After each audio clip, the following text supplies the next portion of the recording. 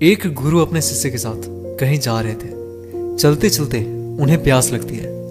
वे दोनों एक खेत के पास जाकर रुक जाते हैं। खेत की हालत देखकर ऐसा लगता था कि खेत का मालिक खेत पर जरा भी ध्यान नहीं देता है। उन्होंने देखा खेत में एक घर भी है। दोनों जाकर दरवाजा खटखटाते हैं। घर में से एक आदमी, उसकी पत्नी और 2 बच्चे बाहर आते हैं। सभी फटे पुराने कपड़े पहने हुए होते हैं।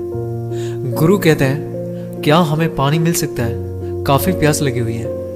वो व्यक्ति उन्हें पानी लाकर देता है। फिर गुरु कहते हैं, आपका खेत इतना अच्छा है, लेकिन इसमें कोई भी फसल क्यों नहीं बोई गई? व्यक्ति कहता है, हमारे पास एक भैंस है जो काफी दूध देती है, जिसे बेचकर और पीकर हमारा गुजारा हो जाता है, इसलिए बेवजह खेती क्यों करो?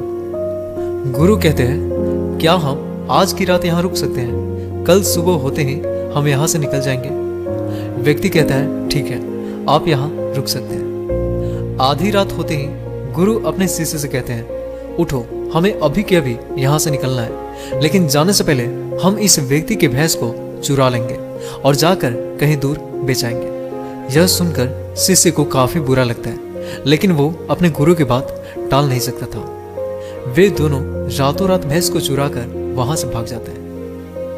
अब इसके ठीक 10 वर्ष बाद जब शिष्य अपनी शिक्षा पूरी कर लेता है, तब वो सोचता है, क्यों ना अपनी गलती को सुधारा जाए। उस आदमी के पास वापस जाकर उसकी मदद की जाए जिसकी हमने भैंस चुराई थी।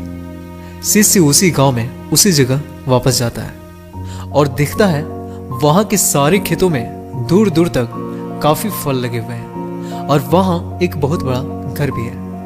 शिष्य को लगता है कि शायद वो आदमी सब कुछ बेच के यहां से जा चुका होगा। शिष्य वहां से वापस जाने लगता है। तभी वहां घर के आगे एक कार आकर रुकती है।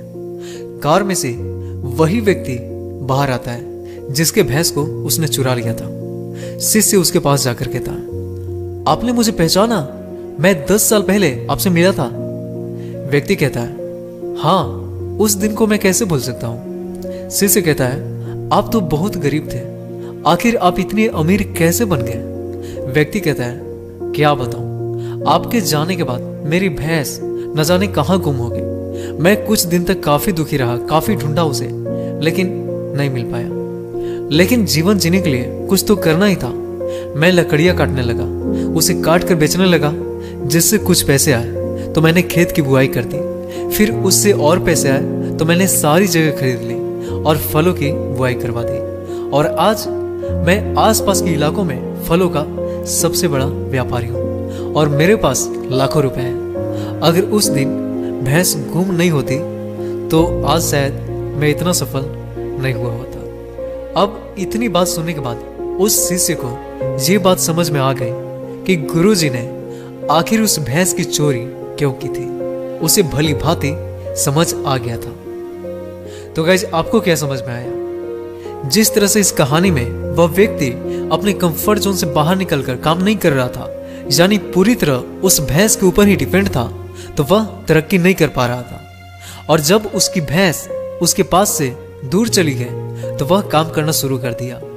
अपने कंफर्ट जोन को त्याग कर अनकंफर्ट जोन में चला गया और वहां से अपना व्यापार शुरू किया और तब जाकर वह एक बड़ा व्यापारी बन पाया। अर्थात उस शिष्य को गुरु यही बात सिखाना चाहते थे कि जब तक तुम कंफर्ट जोन को त्यागोगे नहीं, तब तक तुम्हें वास्तविक सफलता मिलेगी ही नहीं। सो गाइस, आई होप कि ये कहानी आपको अच्छी लगी होगी।